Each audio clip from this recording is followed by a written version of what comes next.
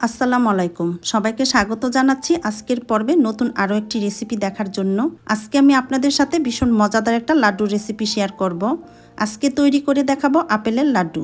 শুনে হয়তো অনেকে অবাক হচ্ছেন যে আপেল দিয়ে আবার কিভাবে লাড্ডু তৈরি করা যায়। আপেল দিয়ে যে অসম্ভব মজাদার লাড্ডু তৈরি করা যায় সেটা আজকে রেসিপিটা না দেখলে কিন্তু বুঝতে পারবেন না, আর একবার তৈরি করে খেলে বুঝতে পারবেন এটা কতটা মজার। তো আশা করছি আমার আজকের রেসিপিটা আপনাদের কাছে ভালো লাগবে, আর এর জন্য অবশ্যই পুরো ভিডিওটা লাস্ট পর্যন্ত দেখার অনুরোধ রইল। লাড্ডু তৈরি করার জন্য এখানে আমি 7টি আপেল নিয়েছি। এখন এই আপেলগুলোকে ছিলে ছোট ছোট টুকরো করে কেটে নর্মাল ঠান্ডা পানিতে ভিজিয়ে রেখে দিব 10 মিনিটের জন্য। এতে করে আপেলের ভিতরে যে কষ আছে সেটা বেরিয়ে যাবে। তা আপেলগুলো ছিলে এভাবে ছোট টুকরো করে কেটে একটি পাত্রে নর্মাল ঠান্ডা পানিতে আমি ভিজিয়ে নিয়েছি। এবার এটাকে রেখে দিব 10 মিনিটের জন্য। 10 মিনিট পর পানি ঝরিয়ে আপেলগুলোকে সিদ্ধ করে নিব।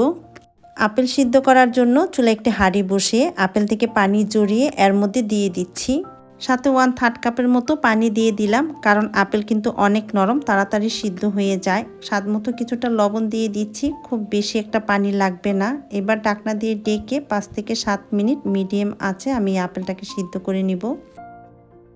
তো 7 মিনিট পর আমি ঢাকনাটা খুলে নিচ্ছি। এখন নেড়ে চেড়ে আপেল থেকে পানিটাকে একদম শুকিয়ে নিতে হবে। তো আপেলটা হয়ে গিয়েছে, এখন এটাকে চুলা থেকে নামিয়ে ঠান্ডা করে ব্লেন্ডারে পেস্ট করে নিব।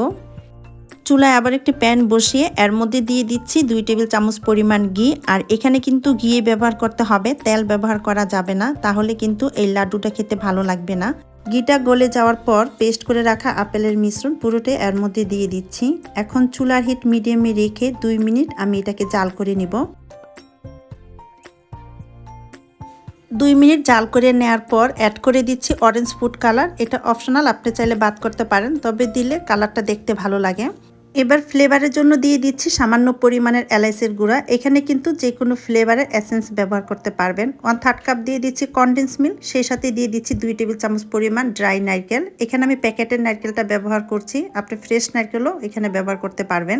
কনডেন্স মিল্কের পরিবর্তে এখানে কিন্তু চিনিও ব্যবহার করতে পারবেন। আর মিষ্টিটা সম্পূর্ণ ডিপেন্ড করে আপেলের উপরে। আপনার আপেল যদি মিষ্টি হয় তাহলে কিন্তু চিনি অথবা কনডেন্স মিল্ক যাই ব্যবহার করেন পরিমাণটা কমিয়ে দিতে হবে। 3 টেবিল চামচ দিয়ে দিলাম ফুল ক্রিম গুঁড়া দুধ। এটা কিন্তু অনেকটাই বাইন্ডিংয়ের কাজ করবে, আর এই লাড্ডুটাও খেতে মজার হয়। এখন এই সব কিছুকে একসাথে মিশিয়ে 5 থেকে 7 মিনিট এই মিশ্রণটাকে জাল করে নিব। যখন দেখবেন যে প্যান থেকে এরকম ছেড়ে আসছে, প্যানে আর লেগে থাকছে না, তখন বুঝতে হবে যে মিশ্রণটা হয়ে গিয়েছে। এই পর্যায়ে অ্যাড করে দিতে হবে 1 চা চামচ ঘি।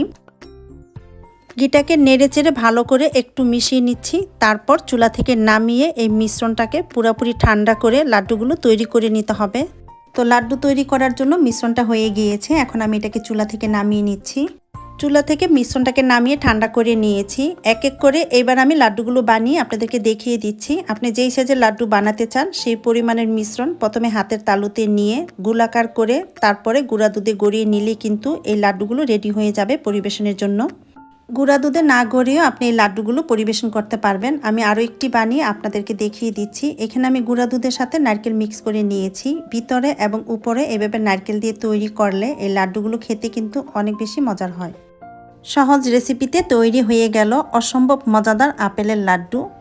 আসছে ঈদে তৈরি করে পরিবারের সাথে পরিবেশন করুন, সকলেই আপনার প্রশংসা করবে। বুঝতেই পারবে না এটা কী দিয়ে তৈরি করেছেন, এটা খেতে এতটাই মজার।